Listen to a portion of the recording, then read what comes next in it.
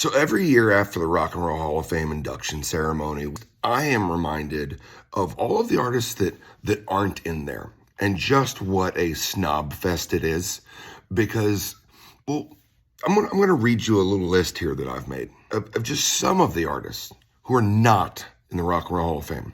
But meanwhile, Outkast just got inducted, and there's always like one or two every year that you're like, okay, cool, Soundgarden, I'm good with.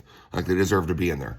And I'm not taking away from the influence that Outkast has had, but let me read you a little bit of this list. These are all artists that are not in the Rock and Roll Hall of Fame.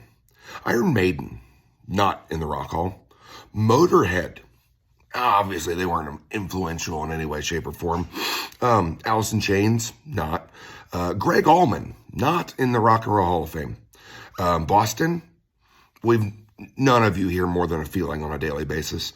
Blue Oyster Cult, Don't Fear the Reaper might be one of the most classic rock and roll metal songs of all time, but no, they're not in the Rock Hall. Phil Collins, nope, didn't play any big role in music in the 80s or anything. Dio, nah.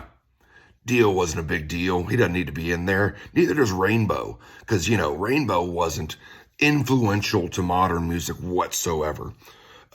Neither Sammy Hagar or David Lee Roth are in the Rock and Roll Hall of Fame. Not big influences, no big deal. Don Henley and Joe Walsh, both not in the Rock and Roll Hall of Fame. Motley Crue, nope.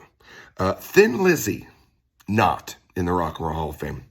If you know Thin Lizzy, then you know what an influence they've had on heavy music. Styx, nope, not in there. Scorpions, not a big enough, band. And the last one I wrote down is funny because you're going to snicker, but you don't realize that Toto is not in the Rock and Roll Hall of Fame. And I say that significantly because if you do any kind of research, you'll find out that Toto recorded some of the biggest hits of the 80s and 90s. As of right now, they are Ringo Starr's touring backing band.